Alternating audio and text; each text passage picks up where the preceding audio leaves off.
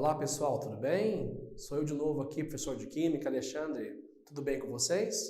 Então vamos lá iniciar o nosso módulo 1 do nosso curso. Sejam muito bem-vindos. Pois bem, gente, então aqui estudo da Química, né? Você sabe muito bem que Química é uma ciência que acaba aqui entrando em outros conteúdos, né, como suporte, né? Mas Química trabalha com o que, basicamente? Qual é o objeto de estudo da Química? Se eu fosse definir Química com uma única palavra, eu diria que Química trabalha com matéria. O que vem a ser matéria? Então, lá daquela definição antiga que você já deve ter ouvido, matéria é tudo que possui massa e ocupa lugar no espaço. Então, pressupomos aí, uma rocha é matéria, água é matéria, o próprio ar é matéria. Como assim, professor? O ar é matéria? Sim, o ar é matéria, porque o ar ocupa lugar no espaço e tem uma massa, baixa, mas tem. Ok?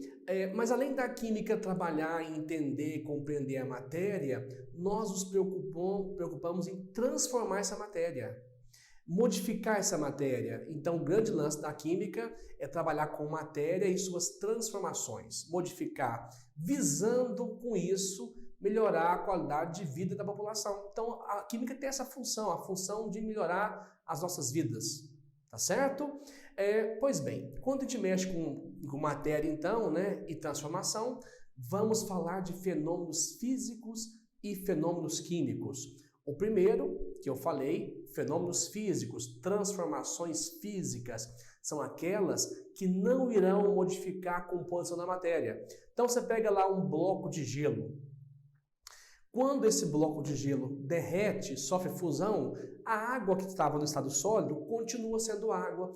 Foi uma transformação que não modificou a estrutura íntima da matéria. Então isso corresponde a uma transformação física, a um fenômeno físico.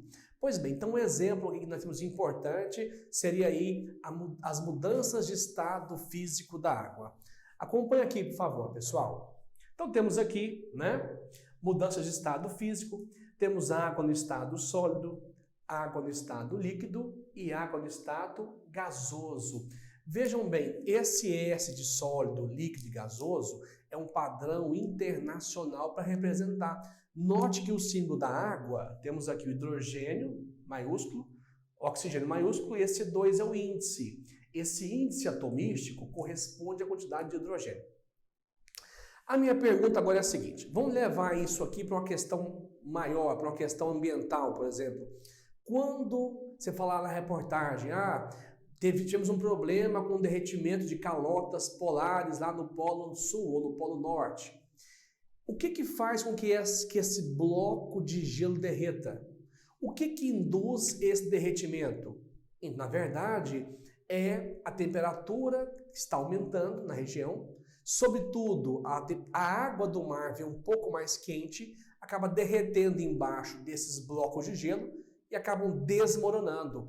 Então, quando você vai mudar de estado, tem uma coisa importante, relacionar com energia. Quando você quer derreter um bloco de gelo, tem que fornecer energia, ok? Então, temos aqui, vamos passar a água do estado sólido para o estado líquido. E a esse processo damos o nome de fusão. A conversão da água do estado líquido para o estado gasoso chamamos vaporização. Vaporização. Note que para você promover a fusão ou vaporização, você tem que fornecer energia ao sistema. Então, colocando no sistema energia, você promove fusão e vaporização. Olha o que é mais incrível agora.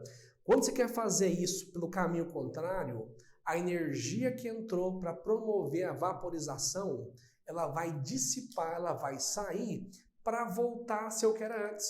Então, isso na química é impressionante, né? Na química, os processos inversos correspondem a energias inversas. Quando eu vou retornar, então, da água do estado gasoso para o estado líquido, esse processo chama-se condensação. E a condensação acontece quando o vapor d'água suspenso libera energia e acaba juntando, condensando. E aí converte em estado líquido. Ao mesmo tempo, a água líquida pode voltar a ser sólida quando perde energia. Esse processo chama-se solidificação. Você deve estar aí se perguntando, professor, parece que eu ouvi lá que tem mais uma conversão, uma ou duas, né?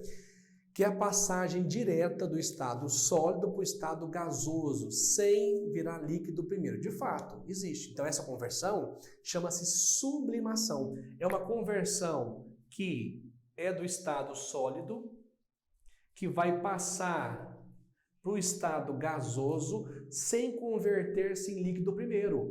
Isso chama-se sublimação. E o contrário também existe, né? Você pode sair do estado gasoso e voltar para o estado sólido por um processo que recebe o mesmo nome, sublimação, ou, se você preferir, ressublimação. Vamos citar aqui então alguns exemplos. Primeiro exemplo, você conhece naftalina, né? Aquela bolinha que você usa no guarda-roupa, no armário, para evitar traça. Quando está no mês mais quente, você percebe que fica aquele odor de naftalina, aquele cheiro de naftalina, ela vai desaparecendo mais facilmente. A naftalina, ela consegue a 25 graus, 26 graus, sair do estado sólido e virar gás, sem derreter, ela acaba desaparecendo, né? Ao mesmo tempo, não existe as chuvas de granizo? As chuvas de granizo acontecem quando o vapor d'água suspenso, em vez de sólido liquefazer, ele vai ressublimar, ele fica sólido de uma única vez. Então são exemplos do seu cotidiano. Pessoal, atentem para uma coisa, você tem que ter, eu como professor e você como aluno, tem que tentar pegar isso que eu estou explicando, nós estamos estudando, e levar para a realidade do seu dia a dia, levar para o seu cotidiano. Mais um exemplo, você conhece gelo seco, né? Já viu aí, o pessoal faz drink, tem também boate, em show, aquela fumaça que sai toda, aqui não é o gelo seco. O gelo seco nada mais é do que gás carbônico sob pressão e muito frio. Quando você pega aquela pedra de gás carbônico e retira e põe no ambiente, ela solta aquela fumaça, ela sublima, ela sofre sublimação. Combinado? Ok? Então, continuando nossa aula, isso aqui é um gráfico importante. Esse gráfico está relacionado à mudança de estado. Quando eu falo em patamar, você associa patamar com degrau. Combinado? Então, acompanhe aqui.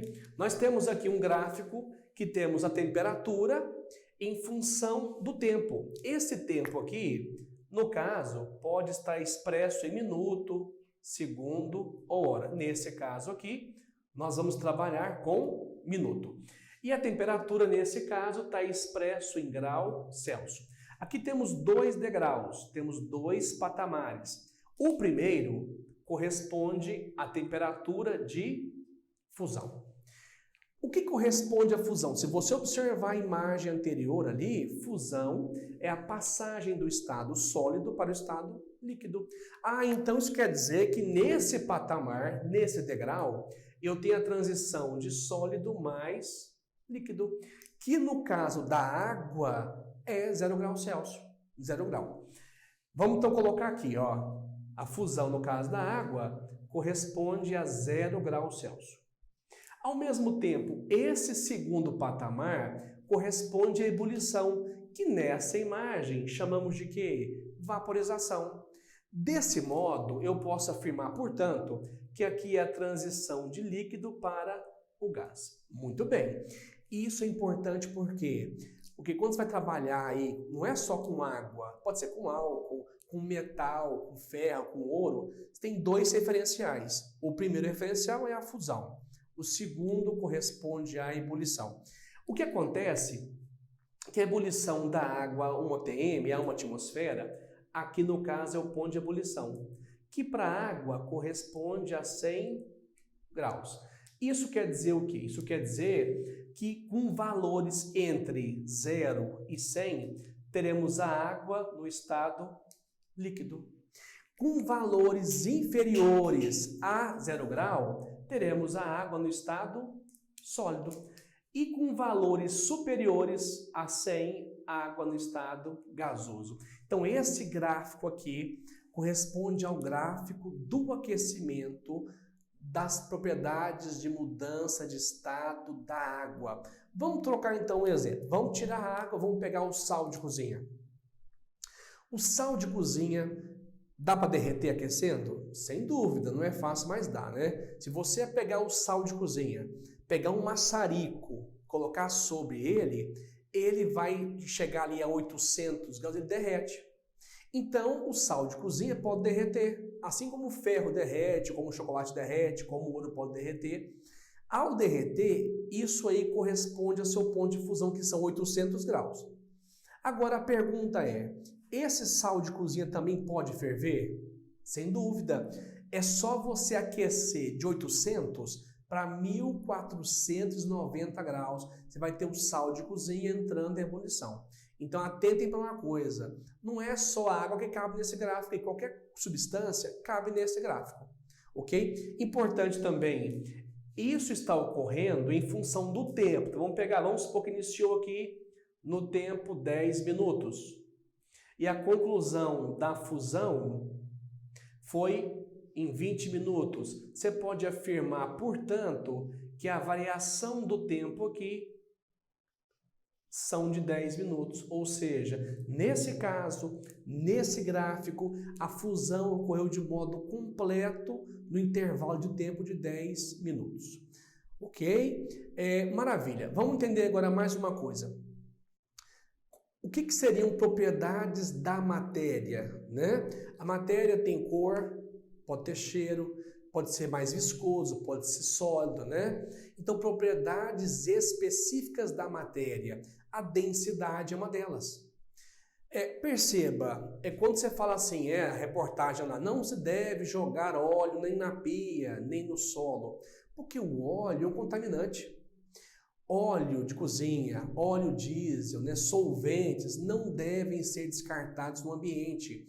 Por quê? Porque esses compostos, muitas das vezes, não dissolvem água. É o caso do óleo. Se eu pego o óleo e água, não mistura, não dissolve em água. E como o óleo de cozinha, ou óleo diesel, ou querosene, etc., ou gasolina, tem densidade menor que a água, ficarão sobre a água. Isso quer dizer o quê? Que você vai ter uma lâmina de óleo sobre o leito de um rio, por exemplo. Isso, para a questão ambiental, é terrível. Então, a densidade vai definir se o composto vai ficar mais em cima ou vai ficar mais embaixo. Vamos comparar aqui, então, dois compostos importantes do seu cotidiano. Então, temos aqui a densidade. A densidade, pessoal, é uma relação matemática. Você vai pegar a massa da substância e vai dividir pelo seu volume. Então, é uma relação matemática, né? Então, temos a matemática como ferramenta para calcular aí propriedades da matéria, dentre elas a densidade. Água, olha que incrível. A água, para cada 1000 gramas de água, você vai ter um volume de 1000 centímetros cúbicos. Deve estar aí se perguntando, né, professor, o que é esse volume? Então, vou traduzir para vocês aqui. Acompanha.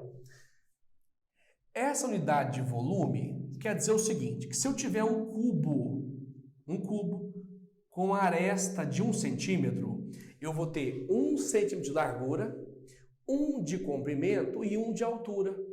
Isso dá um volume de 1 centímetro cúbico. Se eu for jogar nessa caixa, nesse cubo, volume, aqui dentro dessa caixa que corresponde a 1 centímetro cúbico, aqui dentro cabe 1 mililitro, 1 ml. Isso quer dizer então que a água, 1000 gramas de água, ocupa 1000 ml. A água tem densidade igual a 1. Se você pegar uma caixa d'água na sua casa lá, uma caixa de 1000 litros de água tem 1000 quilos, cheia de água. Quando você vai, então, dimensionar uma laje para a sua casa, o engenheiro tem que levar em conta essa carga na sua laje. Ele não pode fazer uma laje que não suporte 1000 quilos, porque naquele espaço ali vai ter 1000 quilos. Você pega uma caixa d'água de 2000 litros, a massa de água que vai estar ali são de 2000 quilos, né? São de 2 toneladas, é muita coisa, concorda? Então vamos calcular a densidade da água. Fica 1000 sobre 1000. Vai anular aqui, ó. Corta o 0. Ficou 1 sobre 1. Portanto, a densidade da água é 1 grama por centímetro cúbico. Comparando agora a água com o etanol, né? O etanol é o álcool comum, está nos carros aí, bebida alcoólica, também como solvente, aquele álcool de limpeza do dia a dia, é o etanol, é o álcool comum, é o álcool etílico. Note a diferença que tem de densidade do álcool para a água.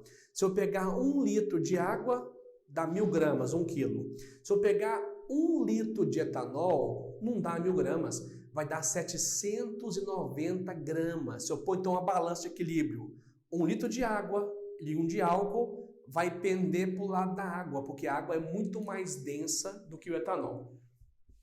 Calculando aqui a densidade do etanol, vai ficar aqui, portanto, dividindo, eu tenho 79 por 100. Então, vou colocar 0 aqui e vírgula. E passo a ter 790 por 100. Isso vai dar 0,79 grama por centímetro cúbico. Temos, portanto, uma propriedade específica, né? Densidade, pessoal, é uma propriedade específica. Fala para você assim, ó, tem 2 recipientes com líquidos incolores. Numa mão tem água, no outro tem etanol. Visualmente, eu não sei qual que é qual, não sei que eu vá cheirar, né? Mas visualmente é impossível. Mas, se eu de repente colocar numa balança, aquele que tiver uma massa superior é o mais denso, portanto seria a água. Ao mesmo tempo, relacionar propriedade específica com densidade é importante. Olha que incrível, enquanto a água entra em ebulição a 100 graus Celsius, o etanol entra em ebulição a 78 graus. Então, 78 graus é o ponto de ebulição do etanol. Também, no caso, é uma propriedade específica. Observe que entender as propriedades nos possibilitam entender o que a química representa nessa parte de derretimento, de fusão. Pega o chocolate, por exemplo. Chocolate é delicado, você põe na mão ele derrete.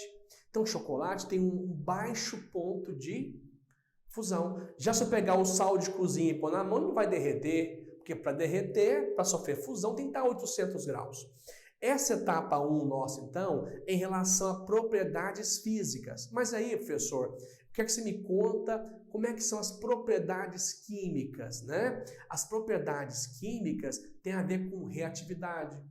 Por exemplo, enquanto o processo físico tem água lá sólida, líquida e gasosa, no caso de uma reação química, eu vou modificar a composição. Por exemplo, você pega lá o ferro. O ferro pode sofrer ferrugem, oxidação. Então ele tá modificando a sua composição. E aí o grande lance é o seguinte: como é que eu posso perceber se a modificação, se a transformação é física ou é química? É simples. Quando a transformação estiver relacionada à mudança de estado, corresponde a um processo físico. Quando for uma reação, mudar de cor, houver formação de bolhas, houver alguma coisa precipitar, ou quando você juntar, houver um aquecimento, houve uma reação química.